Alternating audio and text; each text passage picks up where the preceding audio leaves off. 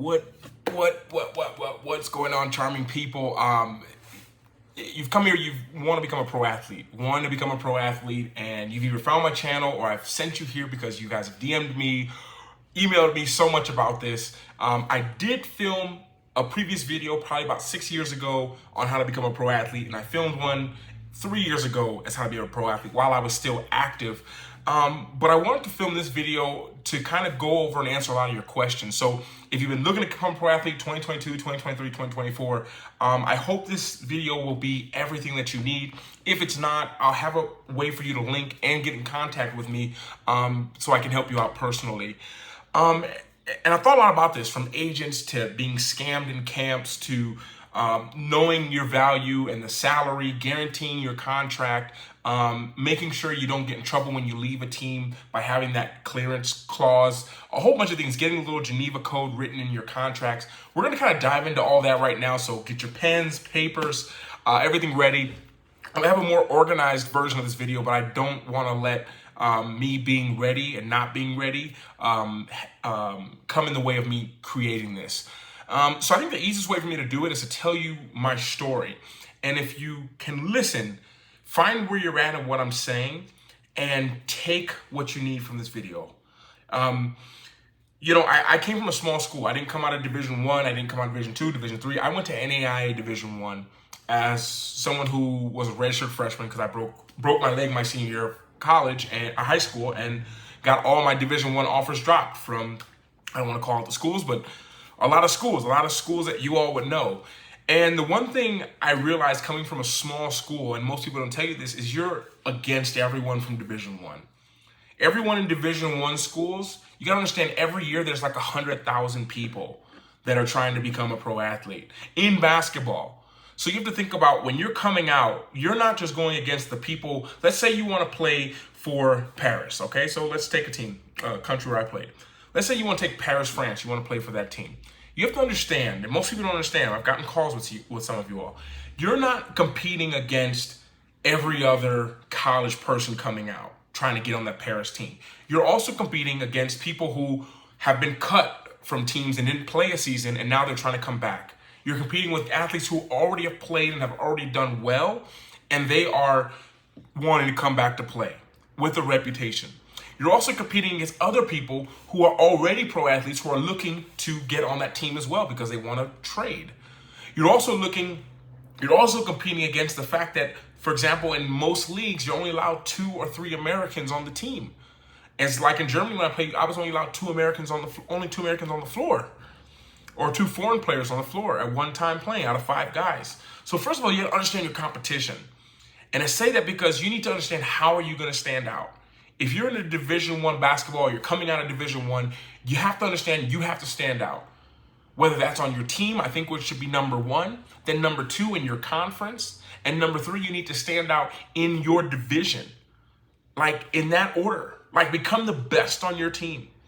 Hardest working on the team, the one that doesn't stop, the one that sprints every time. You want to become that person, then dominate your conference. Then from there, dominate the nation. Literally like that, because you want, as soon as you come out of college, you want everything going for you to show, like, this is what I did. Now, coming from a small school, a lot of people just counted me out right away. When I played in the Vegas Summer League, I was the only guy from NAIA there. A lot of the guys who were all-stars, NAIA Division I players, did not get on. They didn't even get opportunities because they were taken up from guys who went to Duke or Kentucky or Kansas. I was playing with all these guys. And I realized the thing that stood me out was I just dominated the best I could in the conference and the division that I was in. Became the player of the year the last year I was there, but 3rd team All-American my junior year, and then my last year being player of the year and 1st team All-American. And with all that, it still was challenging for me to come out of college. So maybe you're at the point where you're now coming out of college looking to play pro. What you want to understand is you need to find someone who's connected overseas. Everyone's going to tell you about agents. Everyone's going to say, get an agent, hire an agent, pay an agent. Let me tell you this from my perspective. This is a 2022 version of this video that I'm creating. Is you need to understand that you most likely should not be paying your agent. This is all from my experience and the people that I met. I never once paid out of pocket for an agent. I say that because an agent gets your part of your salary. So my agent got 10% of my salary every year. Everywhere I played at, he got 10%. Not out of my pocket. I got all my money. The team pays him. Because a lot of people are being scammed and paying an agent. A lot of agents want it. And this is all what worked for me. I'm telling you in this video, by the way. A lot of agents want me to sign with them so they could represent me. And my friend told me I shouldn't do that. I should have as many people reaching out on my behalf in the different countries as possible. Now, where the problem comes in for this is when they're reaching out on your behalf and one person contacts the team and then another agent contacts the team, and now you've come in confusion. But that was a problem that I was willing to have, because just like business, just like anything, one of your biggest problems when becoming a pro athlete is going to be obscurity. No one knows who you are. No one knows who you are. So as I get calls as early as probably last week, I did one with someone, and it was like they want to just be seen. You have to have video. You have to have content out there. When I came up there, YouTube was just coming around this time. So you want to have film of you playing uploaded on YouTube. So when you are sending out links to agents, they can see your footage and they can forward that onto the team. You need two kinds of content on YouTube. Just start a YouTube channel and post your highlights there. You need one of your highlights and you need footage of gameplay. I know a lot of people say put all your highlights up there, but a highlight doesn't show, do you sprint up and down the floor? When you turn the ball over, how is your body language? When you lose the ball, what happens? What happens when you make a mistake and things don't go right? When you miss a shot, do you put your head down like this or do you sprint back on defense? That stuff matters for teams. So you want to have highlight videos of you, that's nice. But when you send these people, they want to see your gameplay. Show a 10-minute stretch of you playing. How do you play? You're sprinting, you're up and down the floor. These things matter tremendously because that lets people know if they want to work with you or they want to take you on their team. They want to see all this stuff. I remember early on, a team passed up on me in a very low division in France, and they said they didn't want me as a player. My numbers were fine, averaging 20 and 10 like I did my whole career. By the way, I played 12 professional seasons, never missed a game, rarely missed a practice, usually just because I had stitches. I got hit a lot in the face. That was the only time I missed a practice. And so I have a little bit of a reputation. I'm not just spitting this stuff out of my mouth, so to speak. And you want to make sure you have all this stuff though. And teams want to see how you play. And one of the things that's important, it's a little hack you guys can use. And I tell people in your videos, when you're recording them, make sure you're wearing black shoes. No one will ever tell you that. But listen, wear black shoes. Why? Because your feet look faster wearing black shoes. And they want people with fast feet. Just letting you know, I was turned down a lot because they didn't think I was fast enough on my feet. Especially now with the way the game has changed, we're switching everything. You really want to make sure that you want to get your feet fast, but you definitely want to make sure they look fast, okay? And basically I had a team tell me, a lower division in France, that they didn't want me because I wasn't showy enough for them. I wasn't showy enough, meaning he couldn't entertain a crowd enough. That was their response to me, and I was at that time playing in Australia professionally. And that made me think like, they don't think that I'm showy enough. Okay, so I need to be more entertaining. And that took a line from my favorite movie that I always applied, which was, win the crowd, you win your freedom. You know what movie that's from? From Gladiator. And I realized, like, if I can get the crowd to love me, it makes it a lot more challenging on a team to let me go. Now, I've been let go by teams or just not re-signed, and the crowd loved me. I was a big influence in the community, that I did all this stuff. But they still traded for someone that they could get who was at a higher level and they could pay them a little bit less. So that's the first thing when you come out of college. The next thing is the camps. Now, let me tell you, I think half the camps are scams. In my experience, most of the camps I went to were I literally got scammed at one camp in Boston. In other camps, I was the MVP of the camp, and I watched other guys get signed, but I didn't. And at the time, my agent came to me and he said, because he invited me to that camp, he said, it's not because you're not a great talent. You're a 20 and 10 guy. And then he said something to me I never forgot my whole career. I remember to this day. He just said, Luke, everyone's not going to like you. Everyone's not going to like you. And that advice has stuck with me for years. I think about it to this day in everything that I do. And sometimes you might not be recruited by a team just because they just don't like something about you. and they're going to pick someone else. Because understand, the competition, the pool is big, guys. They're choosing from a lot of people. They're looking for someone very specific. Maybe they want an American player who's not going to steal the spotlight from their player who's been in their club for a long time, who they want to keep raising him up. So they don't want you to be too great. They want you to be right here. And they'll take you for that reason. But if you're too good, maybe they won't. So there's always things going around behind the scenes that you haven't heard about. Now, after my first year of playing, I got signed by a team in you guys can follow history if you want to. My name is Lukelifecharms, and I played Dandenong Rangers, my second professional team. And then they signed me for a second year. And then they were kind of hesitating on the third year. And I ended up changing teams. But before I left Melbourne to fly to Frankfurt, Germany to play for TV Langen in Frankfurt, Frankfurt am Main in Deutschland, in Germany, I asked him, why did you choose me? Like, out of all the people you could choose, what made you choose me? I came from a small school. I asked the guy, and he said, you know what?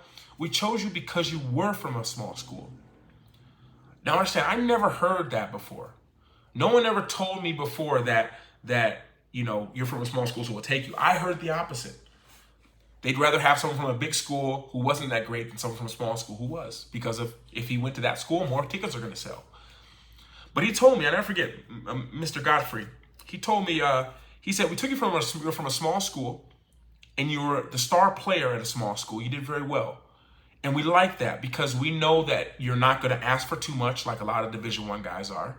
And number two, you're used to being the best player on your team and having to carry your team. I said, that's interesting. And he said, yeah, because people from Division I schools, everyone's great on their team. 2 or 3 guys would be able to score in the NBA. But from a small school, you might be the only one who could even have a chance to make it pro. For my class, I was the only one to go pro or even close to it. So that was like a really big standout moment for me. And as it comes to being a pro athlete, you need to understand that once you get signed, once you get teams that are interested in you, and by the way, with your agent, you should be in contact with your agent, I'm sorry, in my opinion, 3 days a week. There should never be a time that I call my agent and I don't have a response within 24 hours. Because what you'll realize, in my experience, that I was ghosted by a lot of agents. I was ghosted because what happens is the agent says, we got a team for you. We got someone interested in you. But an agent might have 200 or 300 people that they're representing. So if they have 200 or 300 people that they're representing, you're just another person. And they get paid the same money regardless of whether it's you or someone else that they've been working with for 2 years. So if I'm signing a guy, he's going to get paid $10,000, or let's say, keep it simple. If he's going to get paid $100 a month, I'm going to get $10 from it. Why do I care if it's you or him? But I know him has a higher potential to maybe go to the next league up because he's proven himself. So his next salary, I'll get him even better. So I won't give that $100 a month to you. I'll get him the contract. And that's how it works behind the scenes a lot of times. That's what you have to be aware of, okay? So if you're not aware of that, what happens is you end up waiting. And sometimes the agents won't even call you to tell you that. They just won't say anything. I can't tell you how many times I got ghosted by an agent who, hey, we got a deal for you. I was supposed to go to Uruguay to play. It was supposed to be my first deal. Met with the guy and everything. Had the deal, all that. And that's when I realized contract is all that matters. Don't tell me how many teams are interested in me. How many contracts do we got this week? Without a contract, I'm telling you, it means nothing. Nothing, right here. In my mind, it means nothing if I don't have a contract. If I have a contract in my hand, I don't have a team. I'm unemployed without a team. And all I care about is getting on a team. Whoa, my light went out. All I'm worried about is getting on a team. That's the only thing that matters to me. Nothing else should matter to you guys. You need contract. So you want to get with an agent, a person who can get you a contract. And make sure you specify that to an agent. Because like I told you, an agent's going to try to get you to sign with them. I don't know what it is about that. I think it makes them look good to say, hey, I'm working with a bunch of clients. I found agents to work with who had the least amount of clients were the best. Agents who I knew who had 15, 20 clients, I knew they were working hard for us. Agents, huge agencies, I won't even say the name of any, but some huge agencies I worked with, they had 100 clients, 200 clients, all of them hungry for a job. So one thing that you can do when it comes to that is you can look now with social media. You can go on Eurobasket. I haven't done this in a while, so I'm not. It should still be there. I know it was there a year and a half ago when I helped someone through that process exactly. Is you want to go on Eurobasket and you want to look click on the agent section, and you want to see the agencies that are representing players. You want to go to those players' names, look at where they're playing at. Where is that agent preferably dominant at? Maybe he just works in Italy and France. That means you can talk to other people who work in the Asian market or the Ocean Atlantic market of in Australia or the South American market. And also reach out to those players. Reach out on Facebook. Find one that's in a lower division and ask them, how was your process working with such and such or whatever the agent's name is? How did that process go? Would you recommend him? And most of the time they'll reach back out to you. Especially us, once we all love helping each other as pro athletes. But when we don't have a job and we're struggling, you're just competition. If I don't have a job and you don't have a job and we're both working, I'll still give you some pointers, but I'm not going to give you everything because you're fighting for the same spot that I am for a team. But once they're on a team, they'll help you out as much as they can because they want you to play. So that's one thing. Once you get the contract, you want to make sure that the guarantees are in it. Now, I made this 2022 version because the world has been pretty iffy, ups and downsy. A lot of teams just stopped. A lot of teams closed down. A lot of teams didn't make it. And you want to make sure that you do. I want you to make it.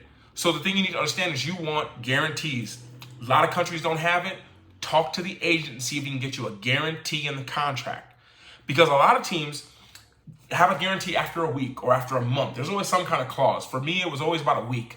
They had a week to just send me back home because maybe I show up, I'm not what they want, I'm not in shape, I'm fatter, I'm shorter, whatever it is. It happens a lot of people. I had a friend who went one day, he was back 2 days later.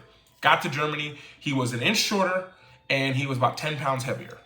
So about 5 kilos heavier, they sent him right back home. Didn't even watch him play. He was a great player too. He inspired me as well, as a matter of fact, to go to Germany to play. But he didn't get a job and his career was over. And because he got bigger when he came back. So the thing was, you got to understand that you want to get some kind of clause. Now, there's a clause, I can't remember exactly what it's called. I have worked with one agency that's really helped me out with that. And that clause was for, it's a Geneva clause, and it's something where you get paid. They have to pay you your salary. If not, you can take it to a court. I believe it's in Geneva, Switzerland, and you can get your money. I can't tell you how many times guys didn't get paid. I can't tell you how many times I was on a team and there's one team I played on for 4 months. I did not get paid. None of us got paid. They had no money. They struggled. But I had a clause in my contract where they were going to pay me, but they were a good team and they did over time. They actually ended up paying me the rest of my salary about 9 months later after I was playing for another team already. That's when they ended up paying me, which was a nice little Christmas bonus I got the following year on top of what I got from my other team. So that was nice, but at that time it wasn't because it was still early in my career.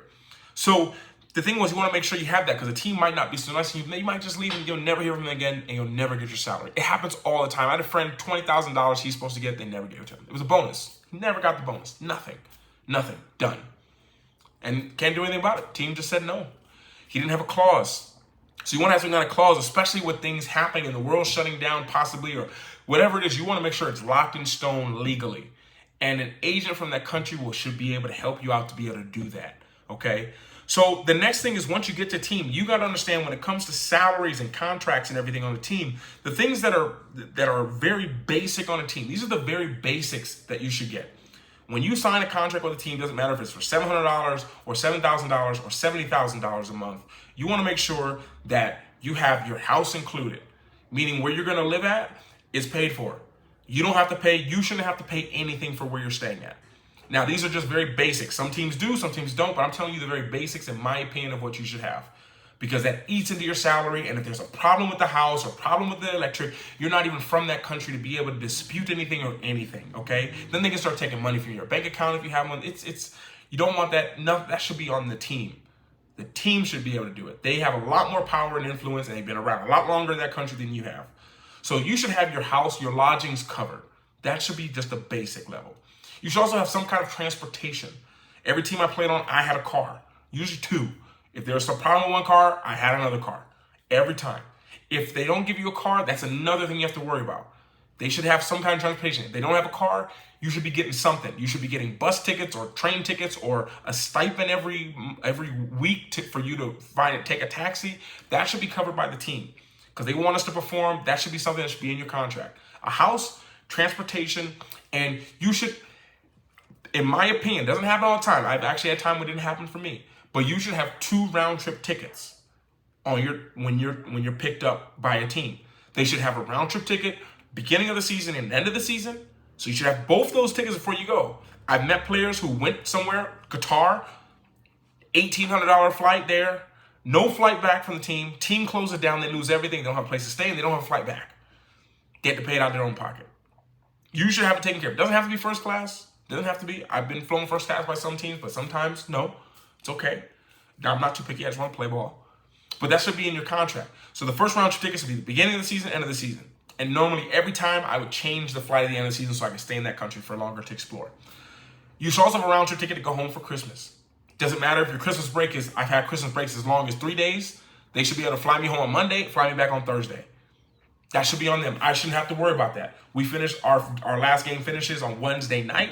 I should have my flight for Thursday morning. But Luke, we don't know how that, no, well, when you guys do know, just get my ticket. I'm going home for Christmas. And they should have the ticket back for Christmas.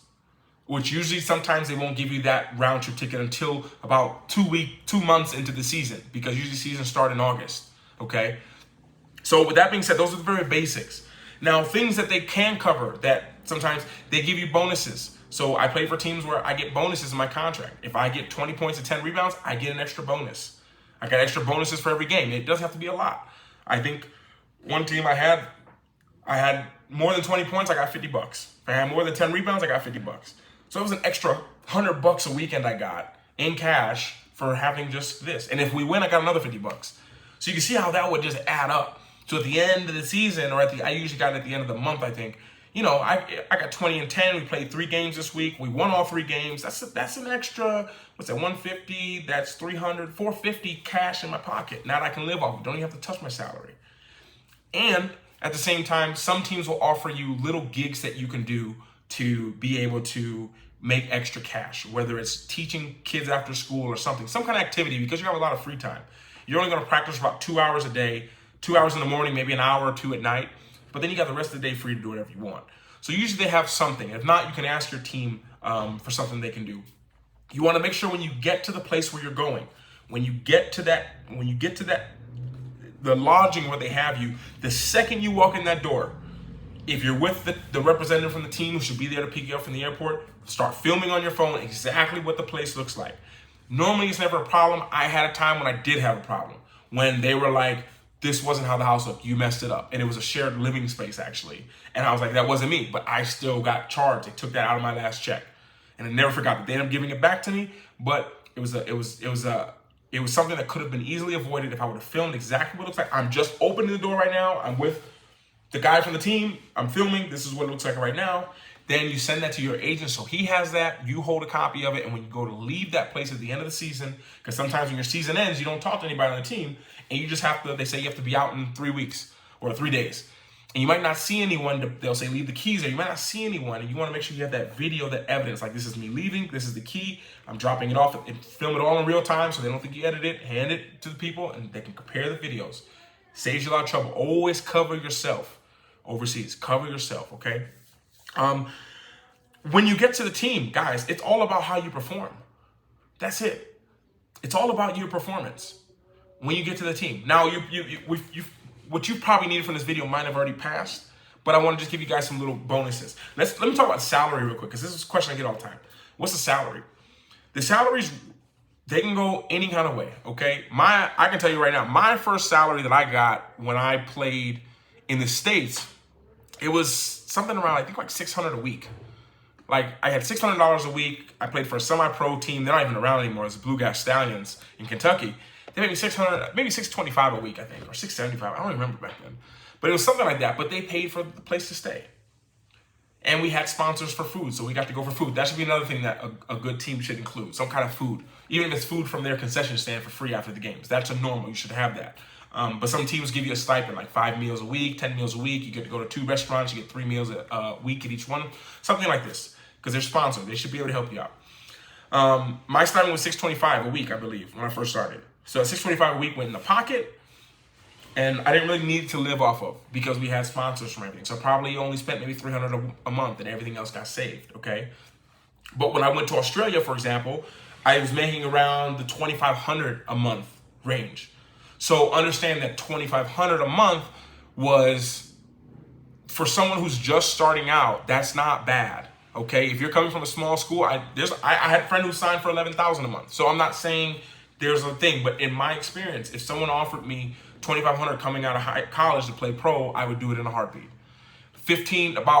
Probably $1,200 would be my limit. I wouldn't go less than $1,200. But if I was hungry back then, I probably would have went over there for free. I remember saying that. But the thing was, in Australia was there was a lot of bonuses. They paid for the house, they paid for the car, they gave me, had places to go for food. We got stipends to work with the kids, so we worked. So you can see how this will add up. So you get $2,500. That's just, or maybe it's $2,200. I can't remember that much anymore. It was 14 years ago, but it's $2,200, and that was paid to me. But we got to work with kids. So every day of the week, 5 days a week, we would go to some school. Usually about 2 or 3, 4 hours a day. But we got paid $50 an hour, or $40 an hour, I think, to go to those schools. So if we were at a school for 4 hours a day, that was for $160. That was just in the pocket cash that we got paid at the end of the week. So there were weeks where you'd make $1,200 a week just from teaching kids basketball and doing little after school activities where we paid $50 an hour. So that was like a little stipend that we could just live off of. So I just could live off of that cash. So my main salary I never had to touch, and the other salary it was just nothing. It was bonuses I didn't need it either. So you can see how it might not sound like a lot, but you're not paying for house or car. So you're really only buying food. And if they can sponsor you with food, it's not a bad deal. Now, for me, I realized the goal was to get to Europe. The goal you always do is you want to get to Europe. The amount you can make grows tremendously, trust me. And so that was the goal. So when I went to Europe, I went for like an eighth of my salary to Europe. I got pretty messed up bad going there because of how low the salary was. But it was a foot into Europe. Now the salary doubled, tripled, quadrupled. Now it kept growing as I stayed there, but the price to pay to go in there was going to cost me 70% of what I made. So it's all about how bad you want it. Now I think when it comes to kind of everything that I said, I think that kind of sets you up to be a pro athlete right now with the contracts, with the agents, with all that. So I've wanted to make this video for a long time. So I hope that this has helped you out. Guys, when you're there, you gotta show up. You gotta play. Ball out, they say. 20 and 10 a night, for me, that's what I did my entire career. And people are like, well, why'd you stop? I stopped at 32 years old, not because I was old, because I was hurt. I was fine. Peak of my career, peak of physical, peak salary, everything. I just really love traveling and making an influence on people. That was a stronger pull for me. And I found a way to have fun and do that too. So that's why I stopped. But during that, the one thing I want to put this part in here, because the one thing I wish I would have done before, early in my career, was I wish I would have documented the process like I do now in my life.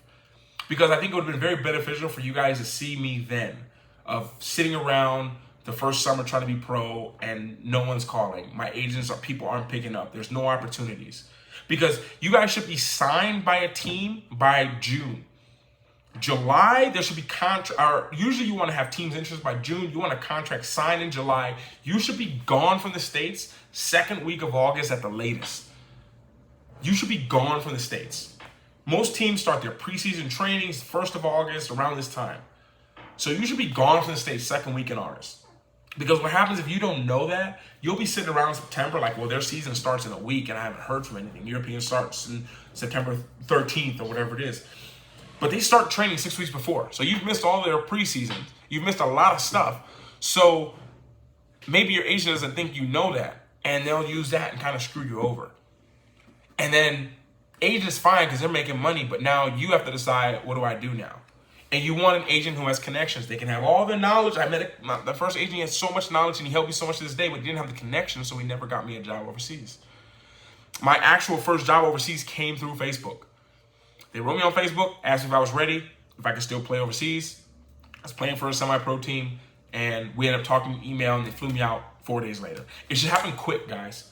When a team wants you, they want you. They're not going to play around. They're not going to be like, well, we'll talk back in 2 weeks. No, they want you. They want you signed. They want you, their passport. You should have clearance letters. You should have your documents, your parents' name, your birth certificate. All that stuff usually goes to them so they can get your visas and everything ready for when you arrive.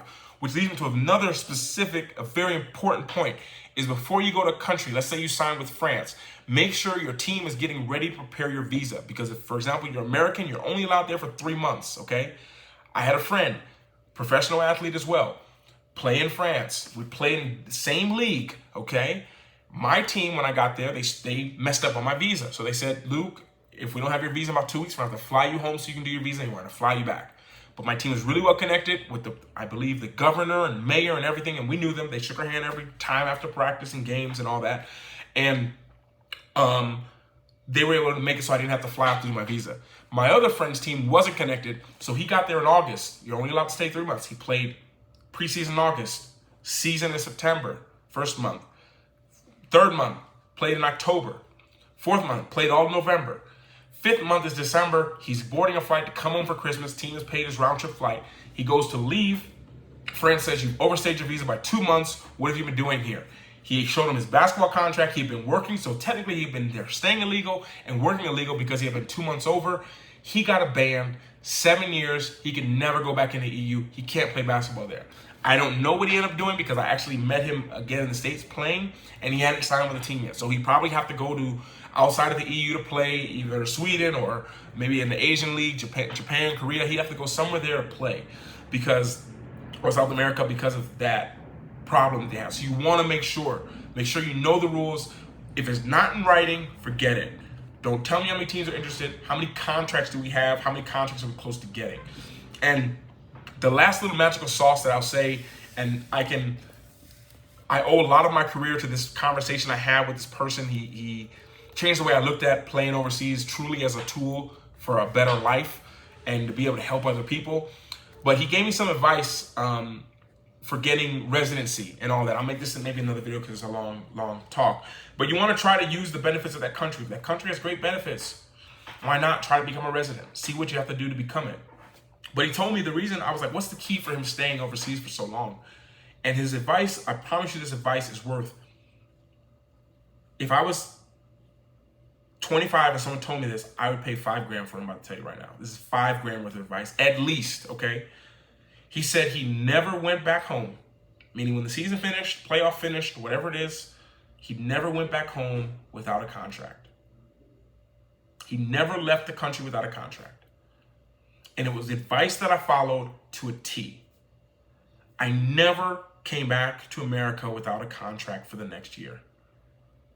So if there was ever a problem, I was always around. When you guys saw me traveling in Europe, I wanted to travel because I wanted to travel, but sometimes I extended my travel by 2 weeks. So I didn't just travel for 2 months. It was like 2.5 months. I need to be back training, but I hadn't went back training yet because I don't have a contract yet. Because maybe a team doesn't want you, but my agent could say, I remember I was in Lithuania and my agent called me, said they got a team. They want you, but they want to make sure you're in shape. They see you're traveling right now. I said, I can be there tomorrow. I can fly back there tomorrow. And they're like, they put me on the phone with the head guy. We talked. He's like, well, if you can come here tomorrow, he's like, I believe you. It's fine. And we signed a contract. They sent me the contract. It's actually in the YouTube video. I think I was sitting in Lithuania. I was sitting under a tree. I think I was in Vienna after there. I went to Vienna. I remember sitting under a tree. I remember right next to the Opera House, signing my contract to play with Angers, because that was a talk that I had on the phone, and they made the contract happen. I told them I could be there, and just that alone, they were like, he must be telling the truth. So it's little things like that that you can do that make such a big difference. Don't leave without a contract. It's all about the contract. That's it. Don't listen to these teams that will fly you out here, see what it's like, and maybe we'll sign you. Like, you can get into a lot of trouble like that, because what happens is you don't have the money. If you're coming out of college, you don't have money. You don't have time to mess around and them to just say, we don't want you anymore. You have to get your own ticket home. You might not have $2 grand sitting around or $800 sitting around for a hotel to stay around. And maybe the last piece I'll say is I played with a guy, really awesome guy, legend. He's a legend. He is truly a legend in Kentucky. Like, everywhere we go, he's on the wall everywhere. And I'm with him like, oh my goodness. I went to the Kentucky game and we're sitting on the floor seats, right behind the floor, and he's talking to Coach Calipari, like in John Wall, DeMarcus Cousins. That's when I was there. And everyone shows him on the big screen. Everyone stands up clapping for him, and he's right there clapping. I mean, he's there sitting, and I'm just standing up clapping for my really good friend. And he told me one of the mistakes he made early in his career was trying to get to the NBA right away. And that's what I've been trying to do. And I was like, what do you mean? He's like, I wasted a lot of my good playing years where I could have been overseas making really good money, then coming back with money and experience to then try to get to the NBA. He said he wasted about 3 to 4 years. So he went from 22, 23, 24, 25 to realize like I'm not gonna stay on an NBA team now, to then go overseas at 26 years old. And then he played overseas for about 4 or 5 years, I believe. And he actually didn't end up going back there. Came back to the States and worked back at Kentucky, University of Kentucky. But I remember he told me that. He's like, don't waste your time here if you have a better option overseas. If you have a deal. My dad told me this as well. He's like, if you have a bird in the hand, one bird in the hand is better than 2 birds in the bush. And that means when you have something good, hold on to that. Use it to come back and get the other 2 things, but have it. The opportunities that you're passing up on because you're waiting for a better deal might be the last opportunity you get. And when it comes to being a pro athlete, you do not want to be in the situation of not knowing where to go, not knowing where to play, and be having to decide, do I work a 9-to-5 job now, which is going to drain my energy and not allow me to practice the way I want to, or go to different camps, or am I going to be actually overseas playing? And it's that much of a commitment. Find a country you want to play, find the agent, get your film, get your footage. It's all important. More important than you can imagine. Now, I do calls all the time. I don't think I've linked them in a while. If you're really interested, drop me an email. If I have the link for the way you can book the calls. I had some people write me the other day and said the link wasn't working. So I got to look into that. But my email's down below. Send me an email. We'll set up a call. The calls are 30 to 40 minutes. I'll give you everything you need. Anything that I can do to help you, I will. Because I want to see you guys overseas performing, playing, doing your thing. And understand that just because it's September, October doesn't mean it's too late. There's guys getting sent home every single week, I promise you. Guys that you think are doing good, and they'll lie and tell you something like, oh, I didn't like that team I left. No, a lot of them were cut. Don't let people fool you. A lot of them were cut. They didn't play well in the game. They didn't play well in practice. They got an attitude problem. They got a DUI. Something happened, and they got sent home. Most of the guys rarely just leave. So don't let that fool you. And I say that because if they've left, that means that there's a spot available. There's people jumping into those spots as soon as they're open. Right around January is when most European teams close the trading deadline. So normally after January, you're not going to get on a team. But you got to remember there's teams that are operating opposite seasons. So for me, when I was playing, I played from February to August, I played in Australia. And then right when the season finished in Australia from August until the following May, I played in Germany. And then I finally took a little break before I went back to Europe to play from the August to May. I like that. But when I was younger, I was just playing back-to-back seasons. So I would recommend that. That can get on your body. I don't recommend that at all, except to the brave. But that's something that I know it's in reverse, but it says be brave. And I really mean that. But I hope this video helps you out. Don't hesitate to reach out to me. I do these calls all. Actually, probably my favorite calls to do. For you guys who are serious about it, drop me an email. Let me know you're interested in a basketball call. I'll send you the info.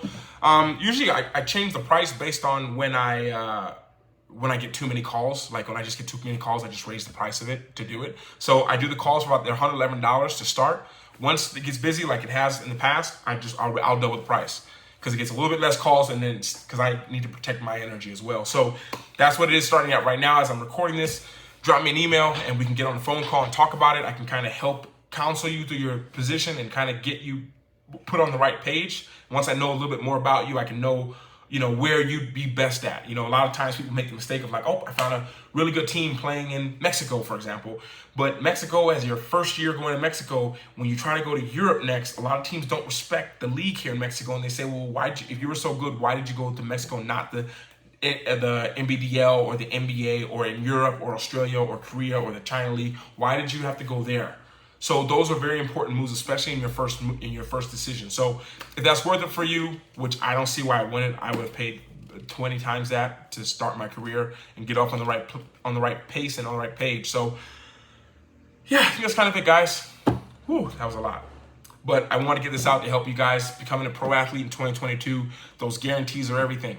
Teams can close, things can shut down. You want to make sure you're getting paid and taken care of. It's very important. Know the team. You want to also know what team is taking you. If you guys want, I'll do something to help you guys along the journey. I'll create some group or something where people can talk to each other. But you want to know exactly where you're going. Like if you're playing for a team, where is that team at?